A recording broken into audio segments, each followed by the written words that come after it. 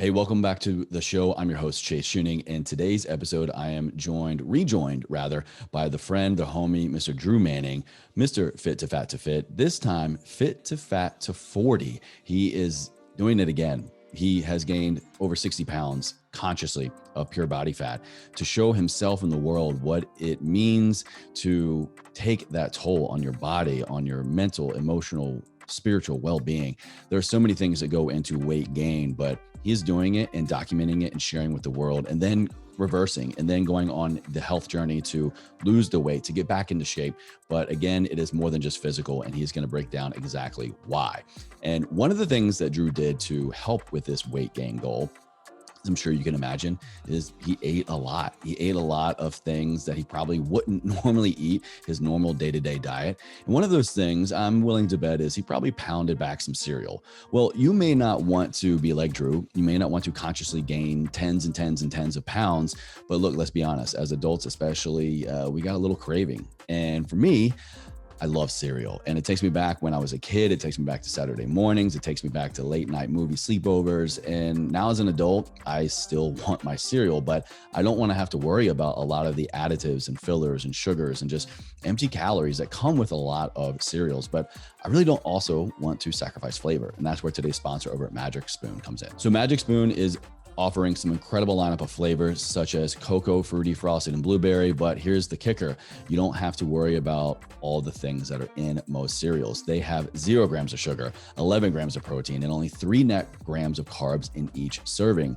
And if you have any allergy concerns or you abide by a particular dietary protocol, they got you covered. It's keto friendly, gluten-free, grain-free, soy-free, low carb, and GMO-free. So if you want to revisit that childhood memory of enjoying a bowl of cereal, but the adult in you wants to know that you're treating your body right, make sure to try it out. You can save $5 off of your order when you get the variety pack. All you need to do is head to magicspoon.com/everforward. Or if you find yourself on their website some other way, make sure to throw down our support code everforward. That's magicspoon.com/everforward. What's up, everyone? Welcome to Ever Forward Radio. It's me, Drew Manning from Fit to Fat to Fit, and Chase and I dive in deep to my second Fit to Fat to Fit journey. Yes, I've gained 60 pounds of pure fat in the past 4 months. We dive into the physical, mental, emotional, spiritual changes that I've experienced that you can take with you as well. And if you want to join me on the journey back to fit starting January 2021, I know we're all going to want to put 2020 behind us. So we dive into how to do this journey together. And so it's a really exciting interview. You guys don't want to miss it. So go check it out. 3, 2, 1.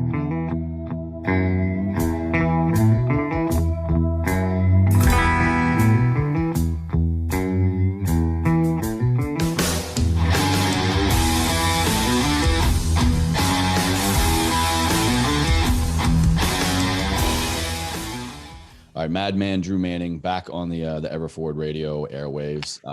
This time we're talking about reverse health journey, man. What's been going through your head with this? Yeah, so early in 2020, earlier this year, I decided to do another Fit to Fat to Fit journey. And if anyone remembers, I did this back in 2011, so almost 10 years ago, where back in that day, I had never been overweight a day in my life. I'd always been fit, in shape, played football and wrestling from a very young age. And back then I wanted to gain a better understanding of what it was like to be overweight for the first time in my life. So I went on this journey for 6 months, completely let myself go, no exercise, ate a standard American diet, documented the whole thing. Ended up gaining 75 pounds in 6 months of pure fat, right? Wrote a book about it, went on a bunch of TV shows. The whole thing went viral. Learned a lot of valuable lessons, gained so much empathy for those that struggle with weight loss and body, transformation, because I realized how much more mental and emotional transformation is than people think. So I came out of it realizing just how wrong I was as a trainer, as a coach, in my approach to helping people. I used to think it's all about macros and calories and weight loss and getting the body. And if I could help people achieve that, then they'll be happy. And that's all I knew. And so I was very humbled during that first experiment, and gained so many valuable lessons. So why would I ever do it again? So fast forward to 2020, the beginning of this year was a very crazy year for a lot of us. A very divisive year. When the pandemic happened, we've seen so much division, and I feel like empathy is something that lacks in the fitness industry. Definitely, because it's a very judgmental industry. It's all based on body image.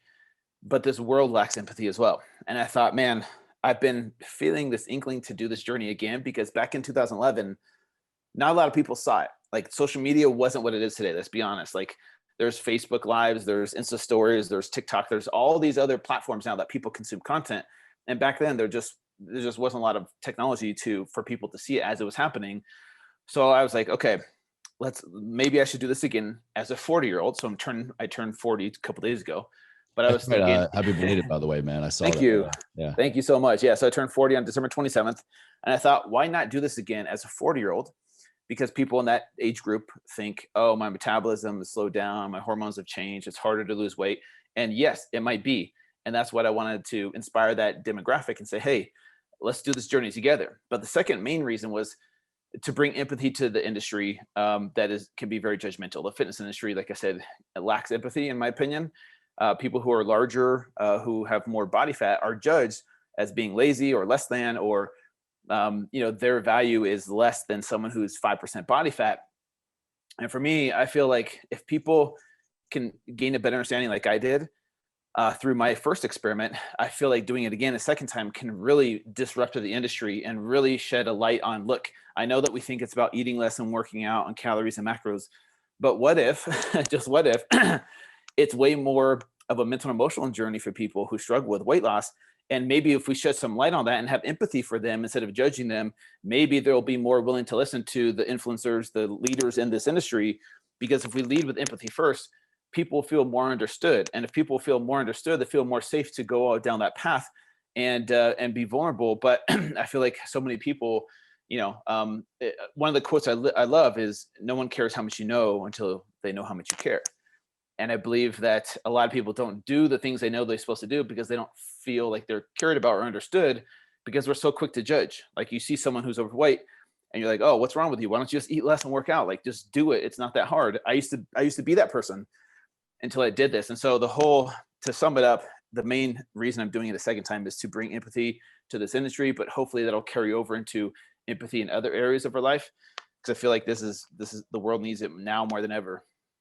What has been the biggest difference you've seen and or felt in going through this now, right at 40 versus 8 years ago, early 30s compared to 40, Yeah. about to turn 40? Because for guys, it's a big difference. I'm your 30s, I'm fine. Yeah. I'm 35, and I wouldn't say that I hit a wall by any means, but in your 30s, like, it takes more effort just to maintain what you spent your 20s kind of building up in a way. Yeah. So just to give some people some context, I'm halfway through my journey. So I've gained the weight, and now starting January 4th, I'll lose the weight. So up until this point, I can only speak up until this point, what's the biggest difference? And the biggest difference for me is I went into this journey thinking it was going to be way easier than my first time. Cause I'm like, oh yeah, I've already done this before. I know it's going to be hard a little bit, but I have the tools now. I meditate, I have that self-awareness. It's going to be easier. I was so humbled at just how much harder this journey was. Really? Because I went into it thinking it was going to be easier.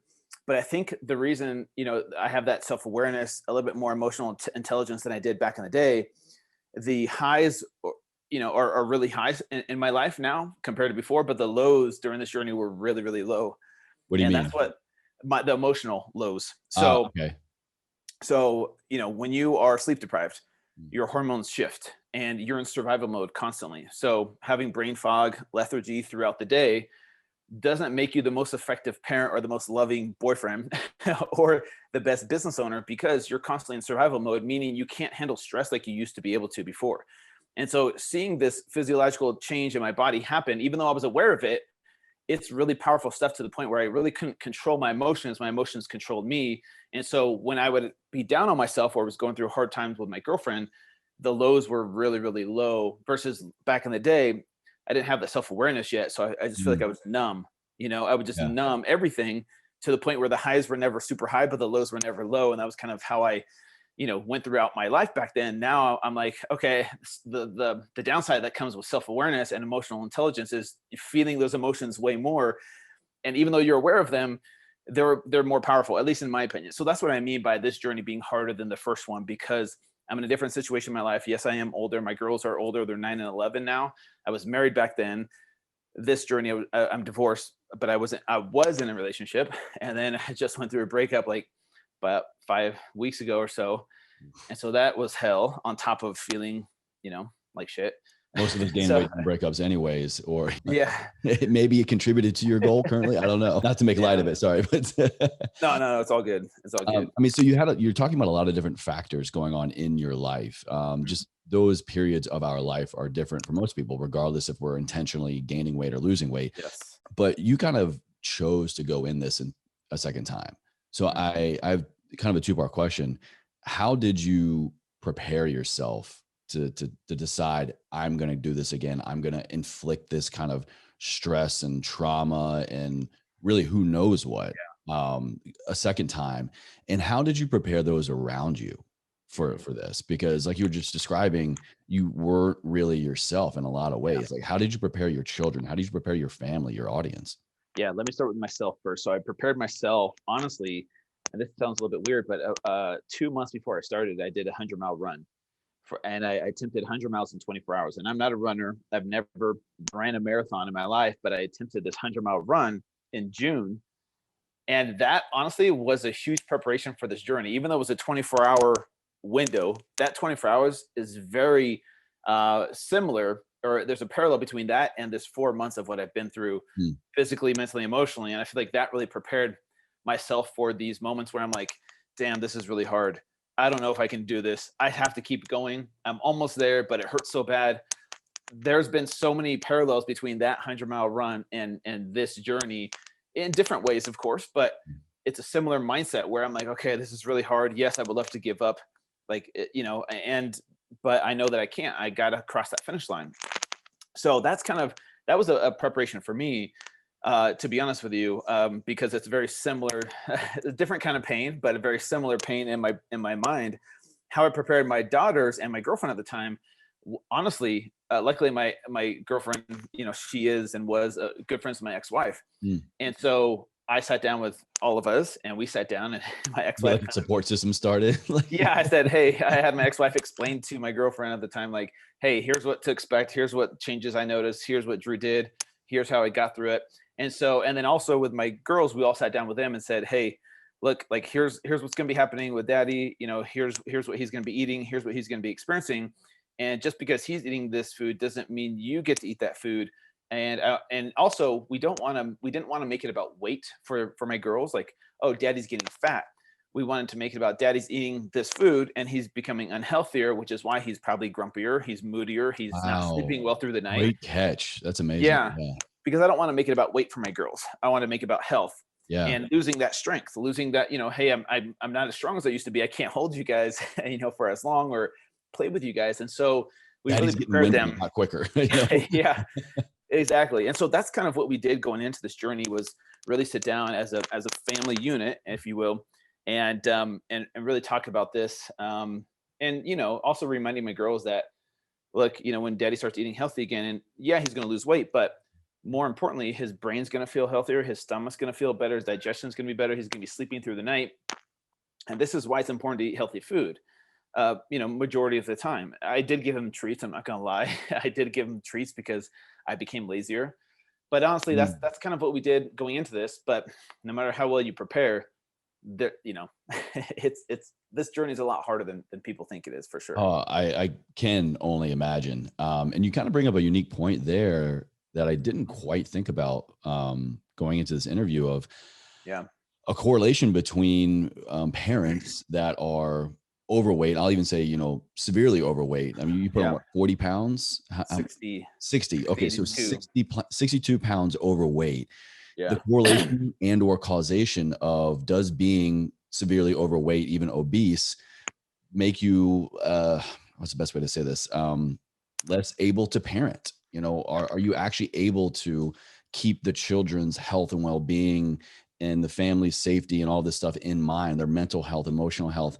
Because I mean, you just said you were giving them treats and doing these things because you were becoming lazier and you didn't have, no doubt your hormones were all out of whack, your sleep was suffering, you were less capable to be the parent that I know that you are and have been. I'm sure you felt that, right? yeah, 100%. I think the statistics are, if one parent is obese, the child has a 50% chance of becoming obese, and if both parents are obese, it's an 80% chance. And so for me, but here's the thing, I'm not here casting stones. I understand the struggle because I went through it myself. And here I was, really gung ho on like making them their salmon and broccoli while I was eating my mac and cheese and chicken nuggets. You know what I'm saying? Like the opposite of what most Yeah, households yeah. are. But as time went on, when you're constantly in survival mode, and any parents listening to this will understand, because having a newborn baby in the house where you're not sleeping through the night. So you're not thinking straight, you're in survival mode, you're constantly just putting out fires and you're not truly present. When you're not truly present, you're like, okay, my kids are hungry. Okay, yeah, I could prepare this, healthy meal, but it's going to take too long. I just need something quick and easy. Oh, guess what? There's pizza right here, or there's a microwavable meal that's so much quicker. Easy way for me to put out this fire. Exactly. And so that's what I'm saying is like, I can empathize so much with parents that struggle with the stress of like finances or work or other things. And then guess what? When you don't take care of your physical health, it carries over into, how you take care of your kids. And so what I'm saying is I'm not condoning that behavior, but right. I lived it. I did it myself. So what I'm saying is I understand it and can empathize with it. Is there a way out of it? Yes. And that's what I'm going to show people in January, how to do that. And so that's why I invite so many people. There's thousands of people who have signed up so far all over the world to do the journey back to fit with me, to learn these kind of tools and techniques of how to live a healthy lifestyle, but also how to shift your mindset. And so that's kind of what my goal is on the second half of the journey, is to really show people how to do it. Yeah, it's going to be hard, but we're going to do it together as a team. And there's power in numbers. There really is. And so I'm really excited for the journey back to fit and being able to help people through this, not from the front, not yelling at them because I do it, but to be doing it with them and suffering and struggling along with them on the journey. No doubt, man. And I can already tell, I mean, you're going to kill it. You're going to crush it. And before we get into that kind of second portion, we all know that you're going to be that a-hole that now twice has gained 50, 60 pounds and gets back to a six pack again. Sure. I'll put that out there for you. Yeah. But before we get into kind of like the next wave, I have another question that I think is a really unique aspect of how you've been documenting all this. And you have been doing things such like, where's that vessel there monitoring? Yeah. Team Vessel in the house, the continuous glucose monitor. You've been tracking data through Whoop, and here we are doing things. I'm in my kind of normal healthy maintenance mode, and I'm tracking all these things. You are tracking these things in a state of being that is, I think, blanket statement here, unhealthy. Yeah. Why was it so important for you to know your heart rate variability, to know your blood sugar, to know all of these quantified biomarkers? If the goal was to just let me get as unhealthy as possible. Because I wanted to make this journey, this second time around, way more educational than the first time. This tech wasn't available in 2011. You know what I'm saying? Like, good but point, yeah. if I could show people and make them more aware of these other markers, this other data that really tracks just how unhealthy I am, maybe for them that'll spark something like, man, no wonder like I wake up feeling like a zombie. I need tons of caffeine, and then at nighttime I can't fall asleep, and no wonder I'm just in survival mode. If I had something to track my sleep, I could actually monitor it and then actually focus on improving it. Because when you have data that's measurable, like your HRV and your sleep recovery, if you're aware of that, now you're thinking about like, okay, how can I improve this? Okay, blue light blocker glasses, turning off my computer like an hour before bedtime, maybe taking some magnesium or some CBD, whatever it is, to help your sleep quality improve. Then you start waking up, man, I don't need as much caffeine. I'm not in survival mode all day long. I'm more present. I'm a happier version of myself. My hormones are balanced. I'm losing weight easier. These kinds of things I want to show them to help them, feel or become more aware of just, how unhealthy this lifestyle is. Because some people are like back, because the external stuff is very obvious. We can see overweight, but we can't really see, a spiking A1C or a spiking blood sugar or, a decreased HRV. We can't really see these things. Exactly. And so that's why I wanted to bring some more awareness on the educational side of this, especially with the glucose levels. Like, okay, when I drink orange juice, orange juice is healthy. But if my blood sugar spikes above 200 and then crashes to 60, guess what? You're not going to feel good. And so it's these little things to show people like, oh my gosh, like, look what this is doing to Drew. And then they start to realize, man, maybe I'm doing that same thing to myself. Maybe there's some other things that I could be doing to improve my health instead of just, winging it all the time. Like, oh, okay, eat healthy, exercise. Maybe there's some other things that can motivate certain people, by tracking some data. What was maybe one of the most surprising pieces of data that you found during this journey, gaining the weight? Yeah, I'll talk about blood work a little bit. Okay. There's a ton of blood work, so we won't go down that rabbit hole. But one of the most interesting things was my triglycerides. Mm, So I think my baseline was 46. Anything under 100 is really good. 46 is great, right? is good place to start for your not bad. triglycerides. Yeah. Yeah. After 1 month of eating the standard American diet, it jumped up to 246. And Wow. then I did my good diets gone bad experiment where I did keto, paleo, vegan, and vegetarian, but the wrong way. I wanted to show people the pitfalls and mistakes that people make when they dive into these popular diets. Even though I'm a proponent of keto, I have my own book and stuff. I see people all the time that just jump in without doing the research, and then they just fall into these pitfalls and mistakes, and then they realize, man, I'm gaining weight, I'm actually becoming unhealthier, but I'm vegan. I don't understand, right? And so I wanted to show people how not to do it. And so my triglycerides went from 46 to 246, and then I did a dirty keto experiment where I ate all the dirty keto junk foods. It dropped to 79, right? Because you would, obviously see that when you cut out sugar. But then I went dirty paleo, and then from there it went from 79 to like 135. And then I went dirty vegan. It jumped up to 430. Going And then, vegan? yeah, going dirty vegan. Lots of Oreos, lots of sodas, vegan cereals, lots of bread, pasta, rice. Wow. And then I went dirty vegetarian, and it jumped up to like 520, which is really scary. And I was eating lots of mac and cheese and bean and cheese burritos and sodas and juices because people think, oh, if I just cut out meat, I'll become healthier. But people gravitate towards these convenience products that we now have at the grocery store. Like, oh, I'm vegetarian. I'll eat pasta and rice and mac and cheese and be fine. But and same thing with vegan or even keto and paleo. And so it went up to 500 plus. And then since then, it's hovered around, I would say around 300 since then. But anyways, that was a really interesting marker to show people, how your triglycerides are affected by eating a lot of these processed foods. Even though I was doing these diets, Yeah. doesn't guarantee you're going to Even though become it's healthier. vegan or vegetarian, Yes. these things that a lot of people have preconceived notions about being the quote healthier choice, right? The healthier way Yes. to eat. Yes, exactly. So Yeah. and there's a ton of data out there that I have, but those just a few. My testosterone obviously dropped very, very low to the low Yeah. 200s, which isn't good as a 40-year-old male.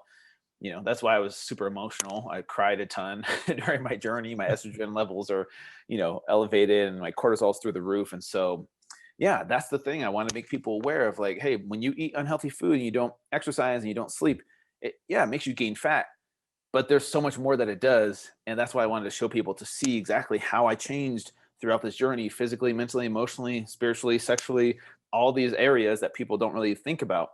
So Wow, geez. The more and more you share this journey, man, I just got, what about this? What about that? exactly, I know. It's You could totally crazy. geek out for sure, but I definitely can't wait to, I know you're going to be posting even more once you actually begin to, yeah, go on the other side of the hill here, of like, hey, look at what's possible no matter where you are in your health journey. If you just kind of take the reins, so to speak, of moving more. But the mental aspect and the mindset, can really steer the ship in a lot of ways and really give you that initial traction to help you develop the momentum towards wherever you want to go with your wellness.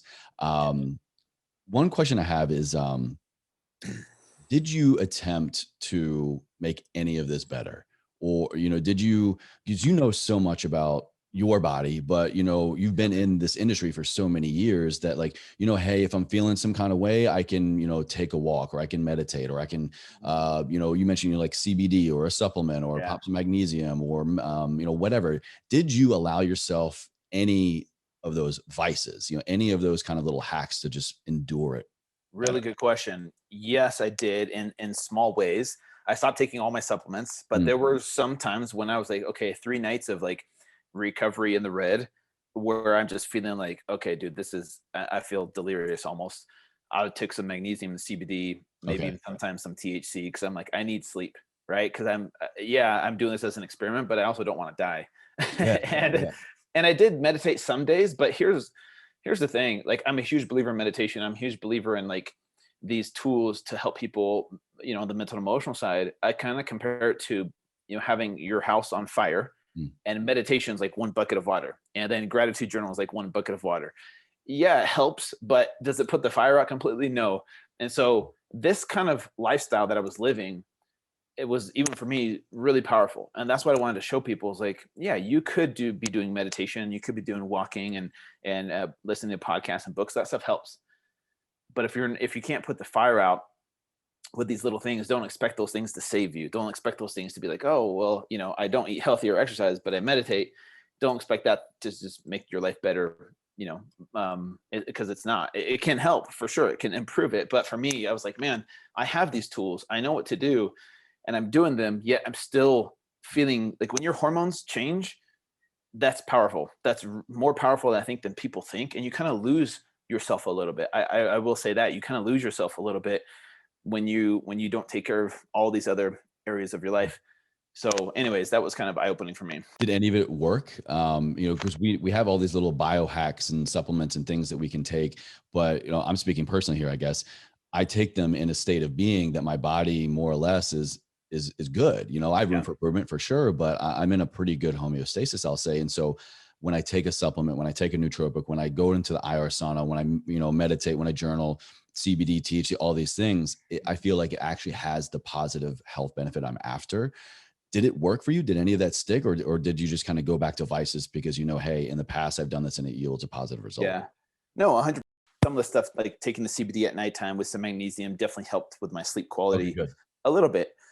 But then I go back to eating Cinnamon Toast Crunch and drinking soda the next like washing your car and then driving through a mud pit the next day. Exactly. So yes, it helped a little bit, but I wouldn't say it alleviated, because I kept, like you said, I kept going back into the mud pit all day long on purpose. But yeah, maybe it kept me from going totally insane. Yeah, true. So who knows? That's wild, man. I got one final question before we get into like the next wave of your journey here. Getting back into the old Drew that we all know of. Sure. The one on the book behind you there. You did this during a very, very unique point of time, global history here, going through a global pandemic, COVID, when things like being very overweight, having all increased biomarkers, chronic inflammation, all of these chronic illnesses and diseases that are just, a ticking time bomb for many people when they contract COVID to just make it even worse. Were you scared at all? Did you have to take any extra safety precautions because your state of being changed that made you, I'll make the statement, a lot more susceptible? I would dare even say more immunocompromised. Yeah, that's a really good question. I did have a really good doctor, Dr. Michael Cobble here in Utah, that did an awesome job monitoring me, making sure I was somewhat healthy, right? Like obviously he knew what I was doing to my body. Yeah. But the thing I learned from him is your body is pretty resilient. Like it can take some damage. Like I only did this for 4 months. He's like, if you kept this up for 4 years, 10 years, 14 years plus, that's where we see people with chronic illnesses and diseases and type 2 diabetes and all these other, health risks. 4 months is your body can take some damage for a period of time. Yeah, I got unhealthy. You see my blood work, but luckily with him, I didn't feel short-lived. Yeah, and I didn't feel like I was in any serious danger based off of what he was saying. So that made me feel good. Like if he's like, "Hey, dude, if you get COVID, you're dead," that would be really scary. But I feel like my body being so healthy for so long took this damage, and pretty well, like even my insulin levels and my glucose levels. I feel like now that I'm, not eating that junk food as much, or I'm not gaining weight this week, I feel like it's definitely come back down pretty quickly to my normal levels. So my body's still pretty resilient compared to someone who's been living this lifestyle for years or decades. But I will say this, there was times where I feel like this is like doing this during the pandemic was a mirror for people of what they see themselves going through, because they're stressed out because of the pandemic, finances, they're stressed out because maybe relationship issues, they're gaining weight, they don't have access to a gym, they're down on themselves. That's exactly what I went through. And so many people, I think that's why so many people have gravitated to this, because it was a mirror of how they saw themselves through my journey. And, there was moments where after my breakup, for example, I was like, dude, you guys, even and then the election, all that crazy, like stress levels, right? Like I was like, you guys, I'll say this, in the beginning of my journey, I ate ice cream because I had to.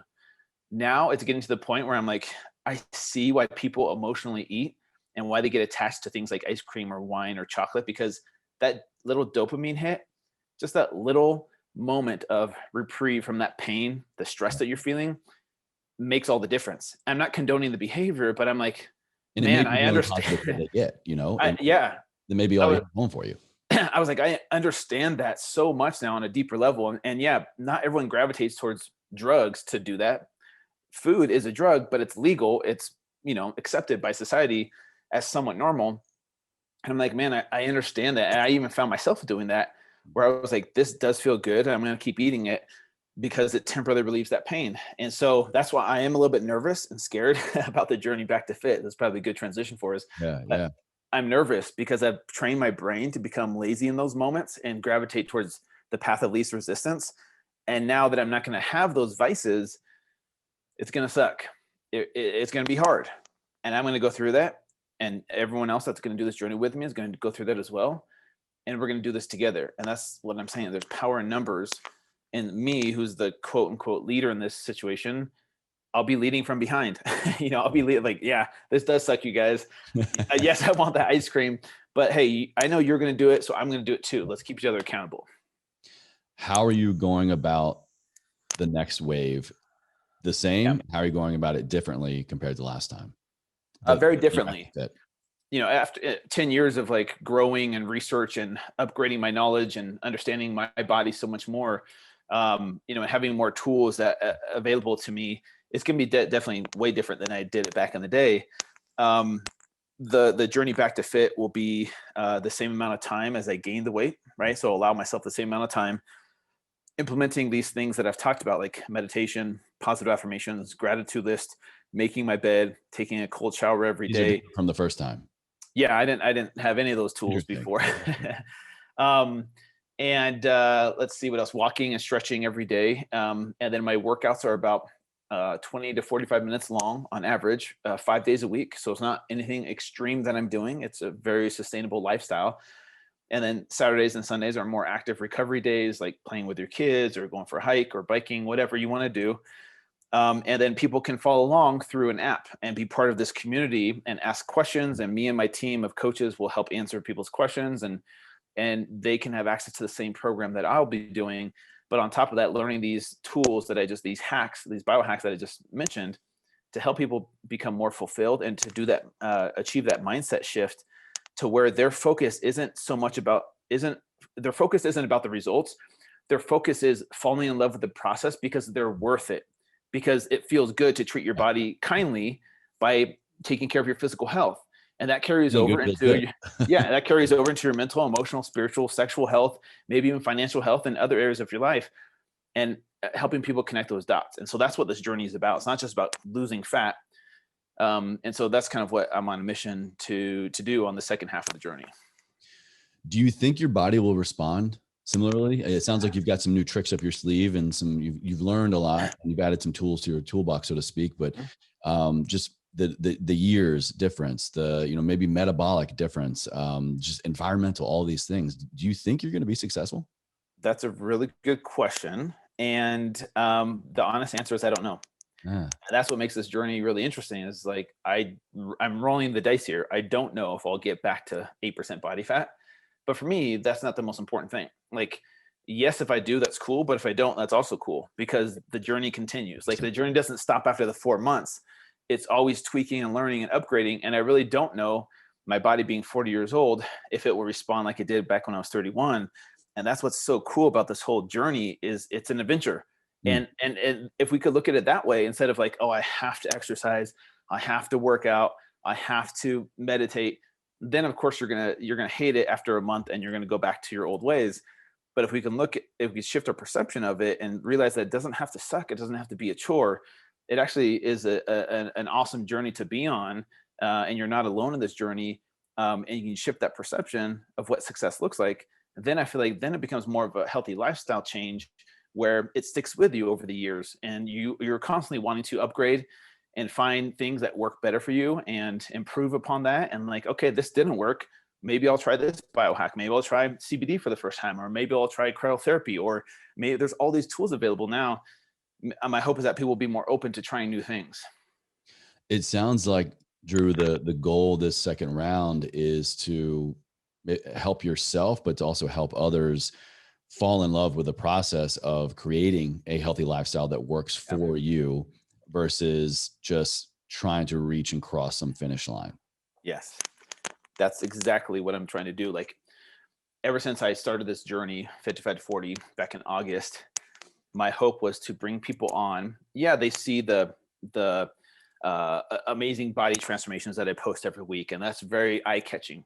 But then if they start consuming my content, they start listening to my Facebook Lives, they start listening to my, reading my blog posts and consuming what I'm saying, they start to realize, okay, this is different. This is a different approach to health and fitness than I've ever heard. Yeah, he's talking about macros and calories and workouts, but then he's talking about self-love. He's talking about meditation. He's talking about being present. He's talking about a gratitude list. Like, what does that have to do with getting a six-pack? Yeah. That's what I'm saying. Is like, I want to disrupt the industry and change this industry to make it what it should be. And that's a complete transformation. It's not just a physical transformation. So that's my hope, is that this is kind of like the hook. Yeah. People are like, oh, what's he doing? Oh, okay, cool. Oh, why is Drew talking about self-love? Why, why is he talking about these things? So my hope is to disrupt the industry by doing this. There are a lot of ways to go about that. They may or may not be successful. And many people have tried and keep trying to disrupt the industry, particularly the fitness industry. This is one that, again, like earlier you were saying, there's a lot of division. There's been a lot of division in the world, but for years, there's been a lot of division in this industry because I'm right, you're wrong, my diet's better. This is how you get healthy. This is how you get whatever.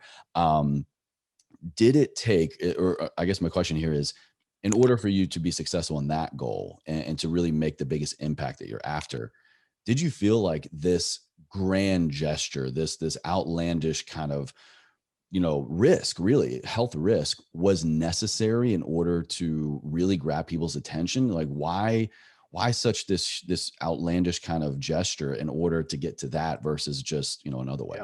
Yeah. That's a good question. Is it necessary? I don't know. I really don't, because there's no way to tell. All I know is that in an industry where everyone is ripped and shredded and is screaming from the top of this mountain, like, hey, do this meal plan, do this workout, take this supplement, and then you'll look like me.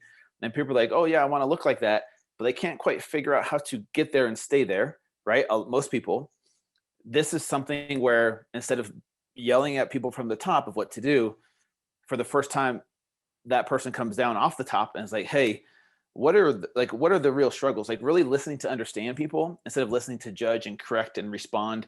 That's what I think a lot of people do, is we listen to understand, judge, correct, respond, instead of what are your struggles? Like, what is really the issue for you? And then you start to realize there's so many emotional issues that people have been through, and it keeps them from living a healthy physical lifestyle because they're emotionally attached to food. Because what we've done is we've taught ourselves to numb the pain or to deal with those emotional issues or traumas through substances like food, drugs, sex, alcohol, porn, movies, social media, TV shows, like whatever it is. We've programmed our brain to reach for those things instead of dealing with the pain and the trauma that we've been through. And until people figure out how to do that, by, whether it's therapy, psychedelics or religion or meditation or prayer, whatever people use to overcome that trauma, it's going to be really hard for them to live a healthy lifestyle until they figure out how to release that emotional trauma that they've been holding on to that manifests itself in a physical form. And so my hope is, by doing what I'm doing, really levels up people's self-awareness. And if people are more self-aware, that's where they're more in control now, instead of reacting to everything in this life. And then, now they can thoughtfully respond. And that's how people make progress. That's how people change. And so, is it necessary? I don't know. But I know that for whatever reason, it seems to catch on with a lot of people because it's so unique. It's so different. And yeah, it's risky. It's scary. But sometimes I think it takes something crazy to catch people's attention and then motivate them in a different, unique way that they haven't ever seen before. So we'll see. We'll see after this time plays out. We'll see if it means anything or not.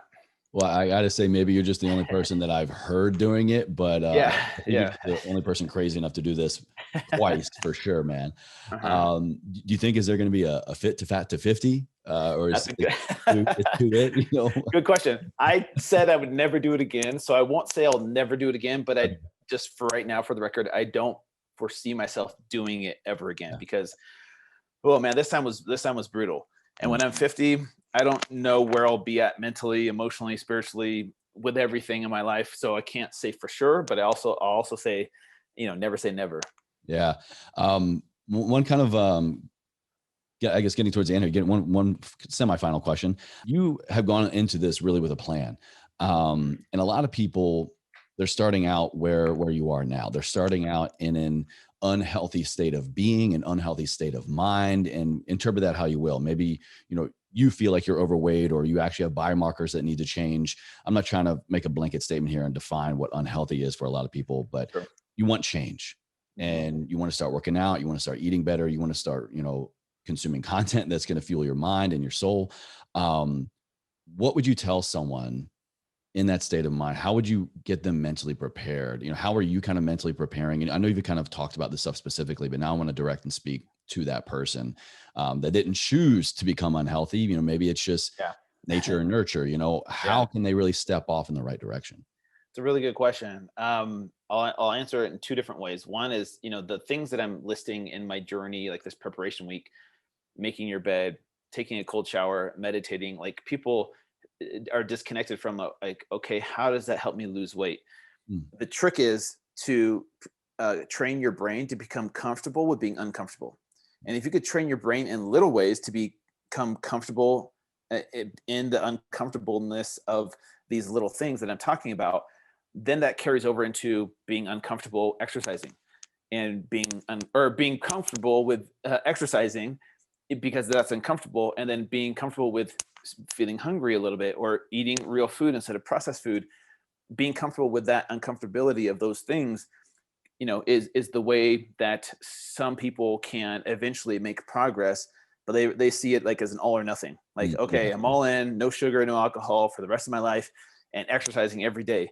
That's just not realistic for a lot of people. The second thing that I would say, honestly, if someone's listening, and this is something that has to be done from within, but I'll say this directly to the people listening that maybe are that person that don't know how to get started, is that you are worth it to fight for your health. You are worth it to live a healthy lifestyle. And I can't convince that person of that, but they can if they truly believe that. And if they start with that, like, I'm worthy of living in a healthy body, then hopefully that self-worth carries over into doing the little things, the hard things that is required of living a healthy lifestyle. I think the problem is that, for me, I know what it's like to feel healthy. I've been healthy majority of my life. And when I do these journeys of fit to fat to fit, I go from one extreme to the other extreme. And I'm like, man, I can't wait to get back to my norm. But other people, this is their normal. This is all they know. And so when I tell them, look, it's so amazing to be healthy, it doesn't register because they've never experienced it. And they're like, I feel fine. Like, I feel okay. You know what I'm saying? For the most part, they don't know what they're missing. And so my hope is that people realize that they are worth it to fight for their health. And it's going to be hard. But then once they feel that, once they experience that, then it clicks for them like, oh, that's what people are talking about. Yes, I am worthy to receive this. You know what I'm saying? And so that's what I would say. Great advice, man. Well said. And for everybody listening, watching here, like I said earlier, that, Drew, this is a repeat offense here, not only for what you're going through, but also on the podcast, man. I'll make sure to link our first conversation down in the show notes for everybody, because it was, shortly after that first iteration. And I asked you this question then, and we kind of have a unique sharing of this phrase, man. We both got tattoos. We both have the family background of moving forward, of no matter what is before us, there are not barriers. There are only challenges and lessons. The obstacle is the way. I say, live a life ever forward. What does that mean to you now, Drew? How do you interpret that? Now it's something, it's interesting because I'm going through that right now where I'm like, I want to quit. I want to self-sabotage. I want to stay stuck here. And it's really interesting because moving forward is scary. Moving forward is hard. Change is hard. And I know what's required of me to get back to fit. And I know that journey back is going to be hell for the first part. It's not fun. Like, I've created a life for the past 4 months to be super comfortable. Like, everything you can think, oh, I'm hungry, boom, food instantly, instant energy. I can sleep in. I can go to bed whenever I want to. I've created this life of comfort. Now I know what it's going to require to get back to that. Going through a breakup on top of all this, there's on an emotional level, I want to stay stuck, and it's tempting to just self-sabotage. But that's why I have this word imua, which I talked about on the first podcast. Imua is the Hawaiian word for progressing forward or ever moving forward, like you talk about. Exactly. And so it's a reminder for me, even now, I have to keep going forward. And the thing, and my why, this is why it's so important to have a why, is because my daughters deserve the best version of me. And I don't want them to get this version of me for the rest of their life. Like, they notice the difference in me, and they have even told their mom, my ex-wife, we want daddy to stop doing this. We don't like, the way he is on this journey. And it breaks my heart because I'm doing it on purpose, but I know that they deserve the best version of myself. And so that's what keeps me doing the hard things, the hard work to keep progressing forward. I love it, man. I love this version, this response. There's never a wrong or right answer, I tell people. But that's a great summary and a great kind of affirmation, really, of what this whole show and my philosophy is about. Of we do these things for ourselves. It's this heightened state of awareness, of change and optimization, but it becomes possible and it creates meaning when we do it for other people, when we act out of service and we attach meaning to it that way. So I love it, man. Thank you, brother. Really appreciate it. Well, it's been a pleasure having you back on the show, man. I can't believe it. It's been a year since I last saw you. I feel like 2020 has been like a 10-year span. I haven't seen anybody. It's so true, dude. But I'm looking forward to reconnecting soon, and good luck for the rest of your journey, brother. Thanks, Chase. Well, really of course, appreciate it, man. have all of your stuff down the show notes. But if somebody wants to catch up with you right now and join this journey, where can they go?